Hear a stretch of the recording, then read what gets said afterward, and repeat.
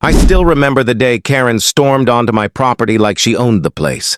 The sky was gray, the wind whipping through the trees, and she had that smug smirk that immediately made my stomach twist. "This land belongs to my family," she declared, her voice sharp and uncompromising. "Your family stole it generations ago. At first I laughed. You're joking, right? My family's lived here for decades. We've got deeds, tax records, everything." I tried to keep my tone light, but inside a knot of unease began to grow. Karen ignored me. She waved some old yellowed papers like a weapon. "These are the original deeds. My ancestor owned this land long before your people showed up. You have no right to be here." I took the papers from her, examining them closely.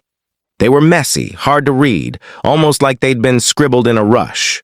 But Karen's confidence made it look legitimate. My heart thumped in my chest. Could she actually have a point?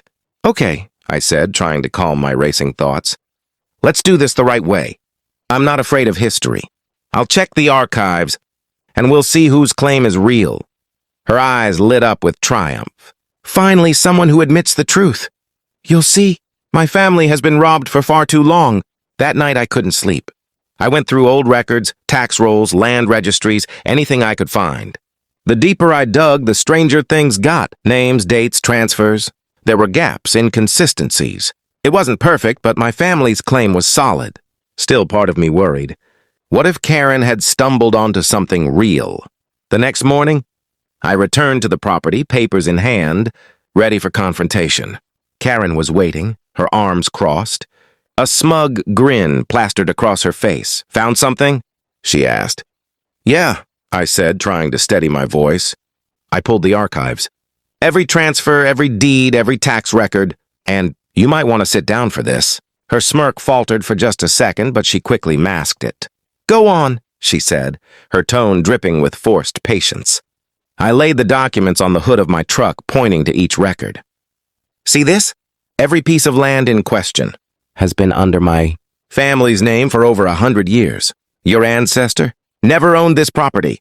There's a mention of a claim, sure, but it was dismissed decades ago."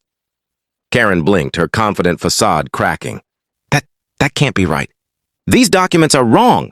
My family—" "I know it's hard to hear," I interrupted gently, "but the archives don't lie. I get it. You wanted to reclaim what you think is yours, but it's just not true. History isn't always kind, and sometimes we inherit complications we didn't create." Her face went pale, and she didn't know what to say. For the first time, the self-assured Karen looked human, vulnerable even. But this was just the beginning. I hadn't finished uncovering everything yet, and the truth buried in the archives was about to shock both of us. I could tell Karen was addled. She stood there, her hands trembling slightly, scanning the records I had spread across the hood of my truck. For once, her usual smirk was gone, replaced by uncertainty.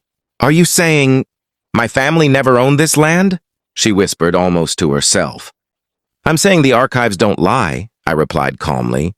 "Look here, this transfer from 1872 shows my great-grandfather legally acquired the land. There's a full paper trail. Nothing in your family records can override that." Karen's face twisted. "There has to be something. My grandmother told me stories, that my great-uncle fought to keep it." "I get it," I said gently. "Stories can be powerful, but legal claims? They're all about documentation. The archives don't care about tales, they only care about facts." She paused, running a hand through her hair. "So, all those stories, all those memories, they're just wrong?" I didn't answer immediately. Part of me wanted to comfort her, but another part knew she had to face reality. "Not wrong," I said finally. "They're memories, but memory isn't proof. You love the idea of reclaiming your heritage, but sometimes the truth is different from what we want to believe." Her lips trembled. "So, what do I do now?" I looked at her and thought about how easily pride can blind someone, how desperation can make you fight for something that doesn't exist. "You start by letting go," I said. "I know that's not easy, but holding on to anger or false claims only hurts you." Karen stared at the documents, silence stretching between us. Then, slowly, she reached down and touched one of the old deeds. I thought I was doing the right thing. I thought I was protecting my family's legacy." "You were," I said softly. But protecting your family doesn't always mean reclaiming land. Sometimes it means honoring the past by moving forward, learning from it. She swallowed hard, and for the first time, I saw something fragile in her eyes, humility. It was like watching someone step off a cliff into an unknown space. Terrifying, but necessary. After a long pause, Karen sighed. I guess I didn't realize how far. I was willing to go for a story that might not even be true. Exactly, I said. We all have stories, but our actions today define us more than the stories we inherit. You can honor your family in ways that don't hurt others. For a moment, the tension lifted.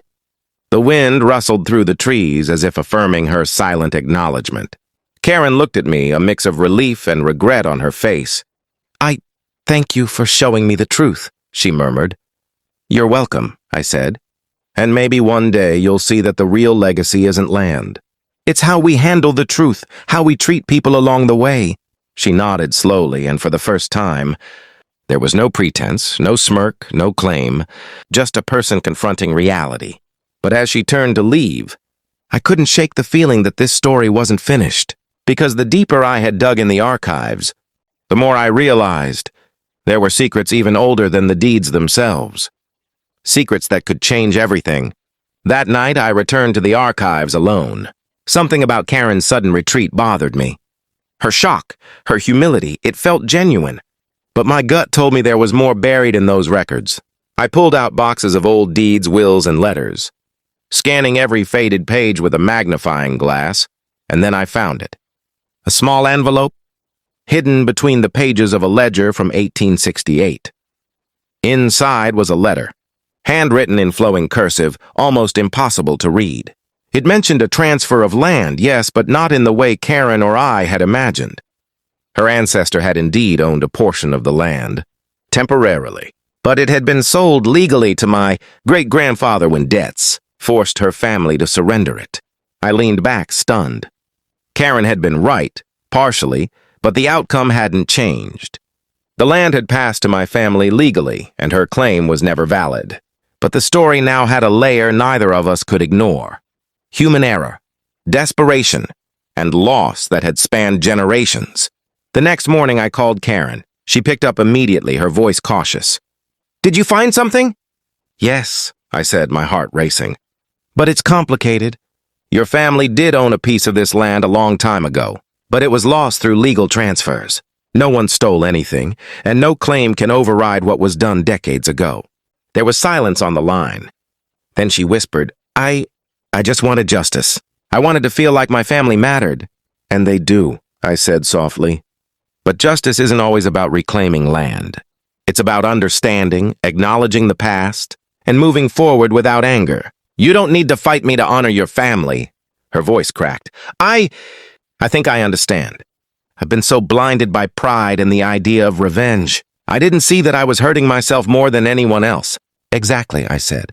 Sometimes, the hardest battles aren't fought with papers and deeds. They're fought inside us, letting go of what we can't control and embracing what we can. A tear slid down her cheek. Thank you for showing me the truth and for not letting this turn into a war. I smiled, feeling the weight lift from both of us. It's not about winning or losing. It's about learning, about family, legacy, and the stories we tell ourselves. Use this knowledge wisely. Karen paused, then quietly said, I will, I promise. That day, I realized something important. History isn't black and white. It's messy, full of mistakes, misunderstandings, and emotions. But the lessons are clear. Respect the truth, honor your family in meaningful ways, and never let pride blind you to reality. As I watched Karen walk away, I felt a strange sense of closure. The land was safe, yes, but more importantly, two families had learned something priceless. That understanding and compassion can heal old wounds far better than anger ever could.